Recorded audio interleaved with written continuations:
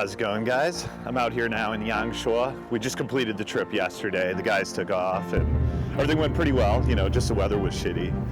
And, you know, a couple of those problems the first day, like losing the phone and the bike problem, but overall pretty decent. Oh, I do have one other little issue. A rock hit the front windshield one of the first days out, and I hope it doesn't spread. I tried to get it fixed yesterday, and everything is closed because Chinese New Year starts tomorrow, basically. So, gotta hope that goes well. If my whole windshield like cracks or falls apart in the next week before I have another bike trip coming up, man, I'm totally fucked. But anyway, so I'll start off kind of where I left off. We were up at that rice terrace up on that hotel on the hill, and which was okay. It was just too cold up there. The heating wasn't amazing. Food was kind of mediocre. Actually, the food on this trip in general wasn't super amazing. It wasn't bad, but it wasn't great. I guess I'm used to the Chengdu and the Sichuan stuff. That's pretty nice. So we left that hotel, which is about a 10-minute walk downhill, and so they have that cart that you can put your things in, because you know, like I had my hard drive with me, my desktop, and it's like, you know, kind of heavy. So I was like, I don't mind the idea of putting it in the cart, but probably not the best idea. That thing was going down just a tad bit faster than I might have liked, but I've tested it since and it works okay. So at least that's all right. And then that day, because we were basically 2 hours in a car north of Guilin, so I took him back 2 hours south in the van. Down near Guilin. We were trying to get a SIM card for Tom because my buddy, you know, he lost his phone, so he's trying to get the same phone number that he had before, which they told him on the phone he probably could, and then he couldn't anyway. So after lunch, we got back on the road, more in the karst area, scenic area, kind of just on the outskirts of where the Karst mountains really start. And so we headed down to the Yangdi docks or pier, which has some great views, and they met me down there, and then they continued on, and since we started pretty late, we weren't gonna be able to get to the hotel by you know, by dark at like 6:30 or so. So I ended up throwing the bikes on the roof and in the back, and we piled in the van and did the last like 25 Ks in the van.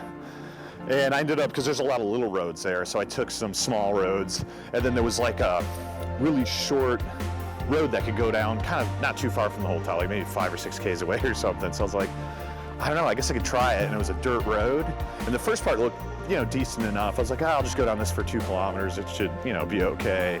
And it was like we get down there and the road was washed out totally at the bottom. So luckily I was able to turn around and everything.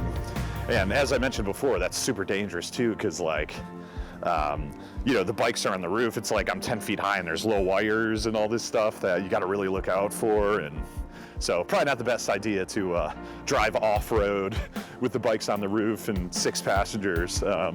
But I guess because they're biking every day and I'm not, I was like, oh, I kind of was in the mood for an adventure. So anyway, so yeah, that hotel was okay.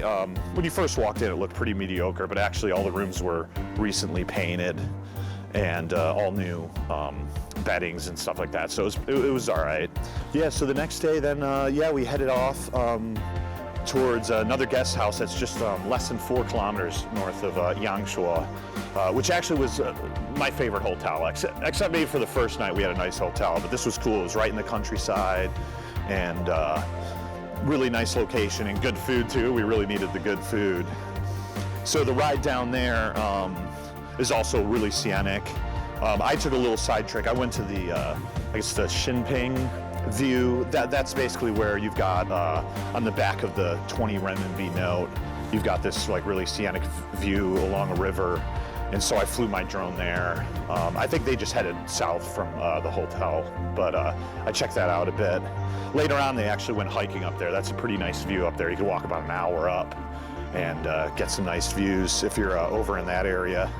Because Xinping, I think, is the name.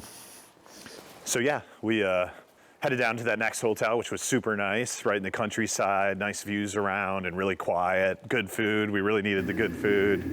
And yeah, they didn't have any bike problems or anything like that, so that was good. Yeah, so the next day, we took our time again and we took off, I don't know, maybe at noon or 1 or so.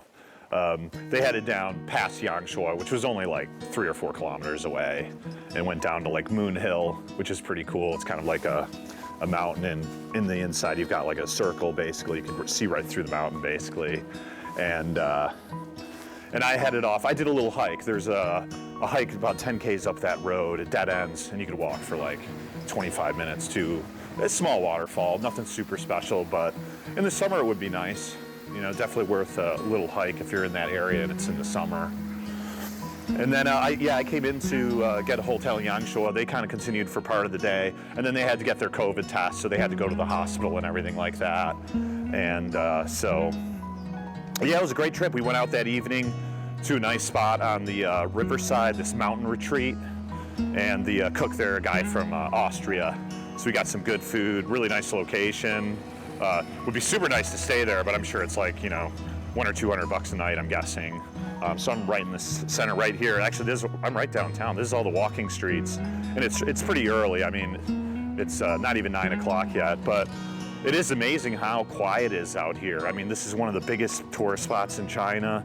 I know it's winter, but even so, you would still have like, you know, a few thousand people around the vicinity in general, and there's just no one out here. So it's actually pretty depressing because, yeah, I just feel bad for all these businesses that have closed. You know, I was like trying to go to an Indian place yesterday, and I noticed both of them are closed. And I mean, you think about it, like not too many, you know, Chinese eat Indian food, I don't think. So that'd be more if like the foreign community was coming here, and they're not coming here because it's, you know, it's closed to, China's closed to international tourism basically. So it's only the few foreigners that are left here still in the last couple years. So yeah, it's kind of sad. But Yangshuo's not too bad. I mean, you know, you can walk around like I am right now. I've done already, you know, most of the town. It's just, you can walk around within a half hour and see this downtown area. So it's nice and pretty quaint. You've got some Western food and some decent bars and stuff. We went out to like some reggae style bar the other night. And there's a bunch of other Western food options and stuff like that, and some other Chinese cuisine and stuff. And then all around here, there's some nice bike trips and hikes all around. You know, you can see in the background, you know, you've got all these mountains right here. So you can hike right from the town.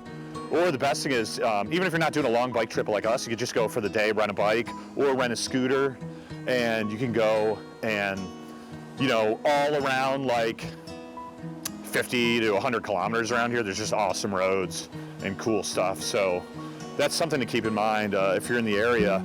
So yeah, overall, you know, I'd recommend coming out here. I still think it's one of the best places in China, even though it's generally speaking kind of touristy. You can still get away from the tourists and stuff. You know, it's not like impossible to get outside like the big crowds when you do have a lot of tourists in the summer and stuff like that.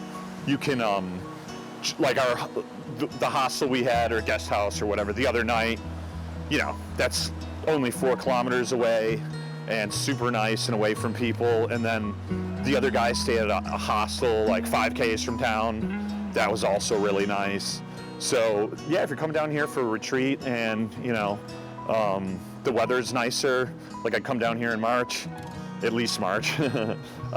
Still a really great spot, you know. Just the food was a little mediocre, but yeah, it's pretty good. So I'd check it out. My next trip, I'm going to head out tomorrow, actually, down towards Hainan Island. I got another trip there. So that's kind of like the Florida or the Hawaii of China. And since most people can't leave China easily, everyone's basically going down there for their winter vacation. If they're not stuck at home, you know, because the COVID thing now is the worst it's been since the pandemic began in China.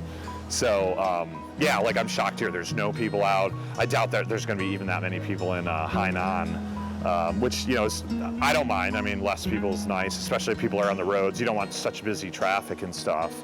But yeah, I'll head down there. I got to take a ferry across, and hopefully that works out okay. Hopefully my windshield's all right, and I'll hang out for about a week in Sanya. And then I'll start another bike trip. There's only 3 of them coming on this one because, yeah, the COVID thing, so many people couldn't get out. So I hope this video was informative and you enjoyed. Like and subscribe, and I'll see you next time. Cheers.